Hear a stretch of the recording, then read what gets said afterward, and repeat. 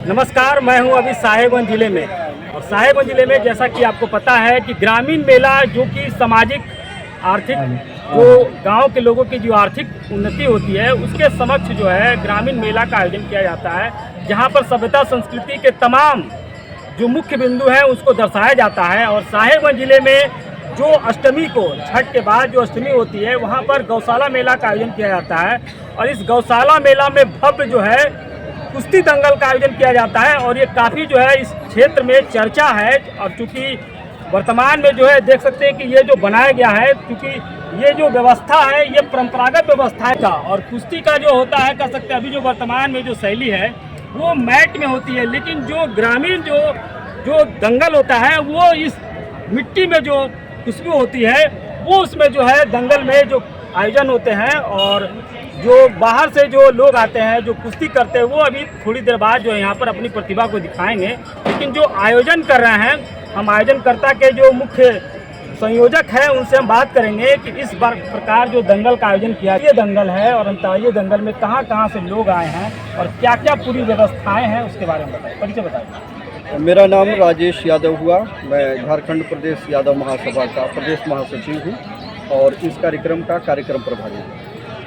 2 दिवसीय इस ऐतिहासिक कुश्ती में दिल्ली, हरियाणा, पंजाब, उत्तर प्रदेश, बिहार और झारखंड के बड़े बड़े पहलवान इसमें भाग लेने वाले हैं।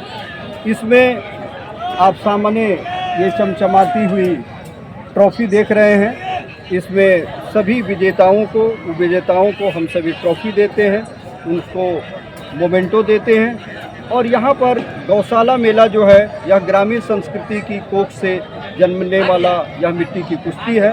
और भारतीय शैली कुश्ती संघ के द्वारा मिट्टी की कुश्ती को लगातार बढ़ावा दिया जा रहा है, लेकिन यह मिट्टी की कुश्ती अब धीरे धीरे कमज़ोर हो रही है। इसीलिए हमारा यह उद्देश्य है कि आसपास साहेबगंज के, कटिहार के, भागलपुर के, बिहार और साहेबगंज जिला के आसपास के जो प्रतिभाशाली पहलवान हैं उनको मौका मिले और राष्ट्रीय फलक पर अपनी पहचान को बना सकें। इसलिए इस 2 दिवसीय कुश्ती का आयोजन किया जा रहा है।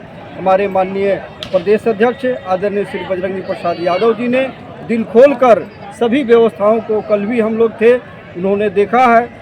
हमारे प्रदेश के अन्य पदाधिकारी और जिला प्रशासन के वरीय पदाधिकारी सभी को हमने आमंत्रित किया है। जिला के सभी पत्रकार बंधुओं को भी हम सभी आमंत्रित किए हैं। और 2 दिवसीय इस कुश्ती का जो ऐतिहासिक रोमांच है वह देखने योग्य होगा।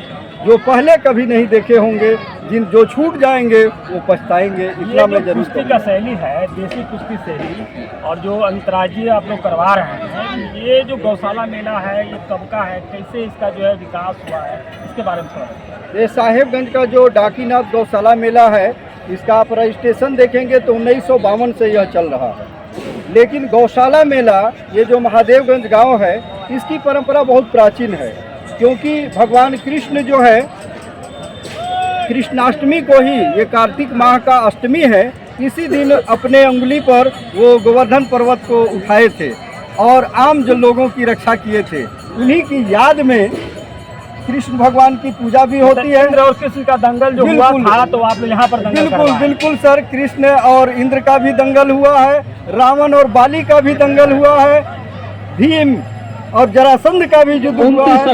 इस मल्ल युद्ध में आज ऐसे ऐसे महाभारत कालीन वीर भी आपको यहाँ पर दिखाई पड़ने वाले हैं। ये जो ग्रामीण मेला है, ये सभ्यता संस्कृति का जो मेला है, इसमें कुछ लोग जो बहुत सारे दुकान भी लगाते हैं, आर्थिक संपन्नता भी आती है, तो क्या लग रहा है कि और इसको बढ़ावा मिलना चाहिए? जी, एक मैं छोटी सी वाकया कहना चाहूँगा कि ये 2 साल पहले हम सभी माननीय अध्यक्ष जी के साथ जब कुश्ती मेला देखने गए तो मिठाई खाने की इच्छा हुई, लेकिन लगभग 8:30 बजे एक भी दुकान में अच्छी मिठाई नहीं बची थी। तो इस कुश्ती के होने से आसपास के जो ग्रामीण हैं, बहुत से दूर से भी, बिहार से भी लोग आए हुए हैं जो अपना छोटे छोटे दुकान चलाते हैं, उनको आर्थिक मदद मिलती है। वो सालों भर इंतज़ार करते हैं कि गौशाला कब आएगा और कब हम दुकान लगा के यहाँ से कुछ आर्थिक अपना फ़ायदा उठाएंगे। कितना प्रतिभागी भाग ले रहे हैं? यहाँ पर लगभग 150 प्रतिभागी भाग लेने वाले हैं। 150 जोर कुश्ती होगी। सामने हमारे रजिस्ट्रेशन के लिए कार्यकर्ता बैठे हुए हैं। जैसे पहलवान आएंगे उनका सबसे पहले रजिस्ट्रेशन कराना होगा और रजिस्ट्रेशन में वो अपना नाम और अपने स्थान को लिखाएंगे। फिर बारी बारी से यहाँ पर अखाड़ा में घूमेंगे और जो जिस वेट के पहलवान होते हैं वो उस वेट के साथ अपना चुनौती को स्वीकार करते, उस चैलेंज को स्वीकार करते हैं और फिर ये कुश्ती हाथ जोड़ाकर हमारे अतिथियों के माध्यम से ये कुश्ती प्रारंभ होती है।